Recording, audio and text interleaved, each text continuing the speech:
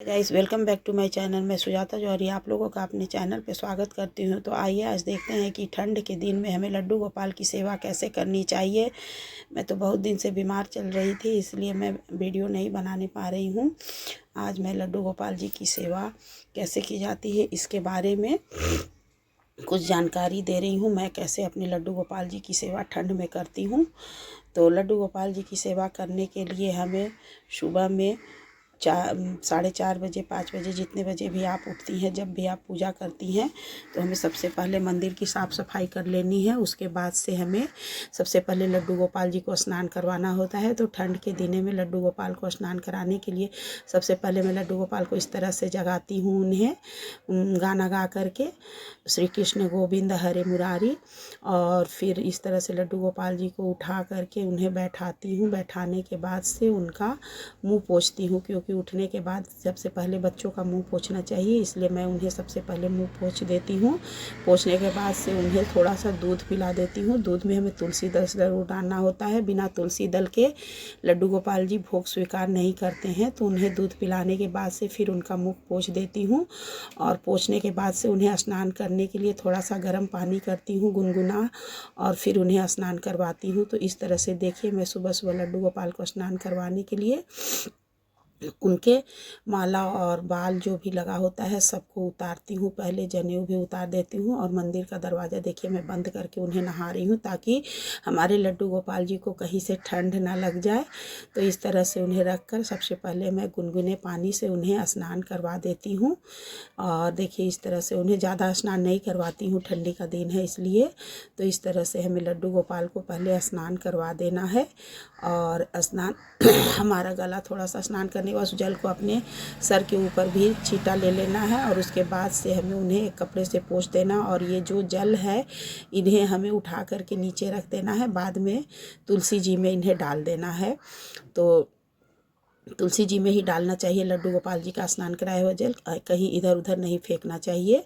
तो इस तरह से स्नान करा करके उन्हें तैयार कर देती हूँ, देह को पोंछ करके। फिर उसके बाद से उन्हें सबसे पहले जनेऊ पहना देती हूँ। जनेऊ पहनाने के बाद से उन्हें वस्त्र पहना देती हूँ। ठंड के दिन में आप ऊनी वस्त्र खरीद लीजिए, और ऊनी वस्त्र ही पहनाना चाहिए लड्डू गोपाल जी को।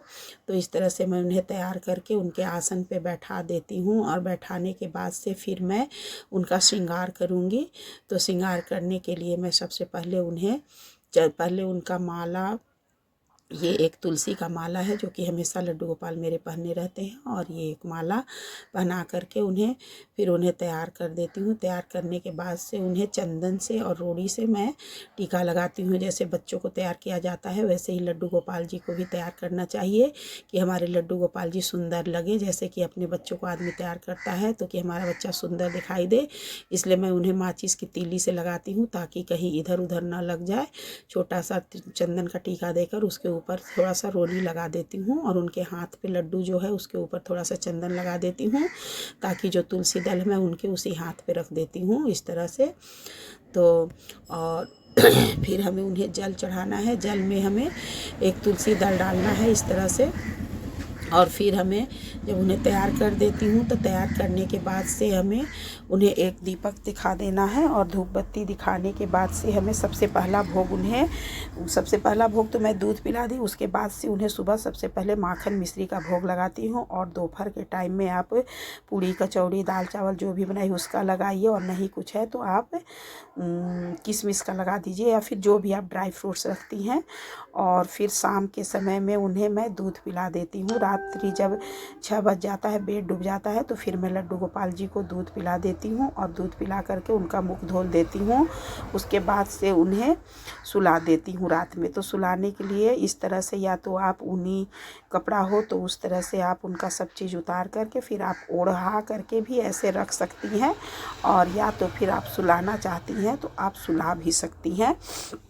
तो मैं इस तरह से भी कर देती हूँ, या तो फिर चौकी पर लेटा करके और फिर उन्हें एक कपड़े से ढक दिया जाता है। तो इस तरह से लड्डू गोपाल जी की सेवा ठंडी के दिन में करनी चाहिए, ताकि उन्हें भी ठंड न लगे।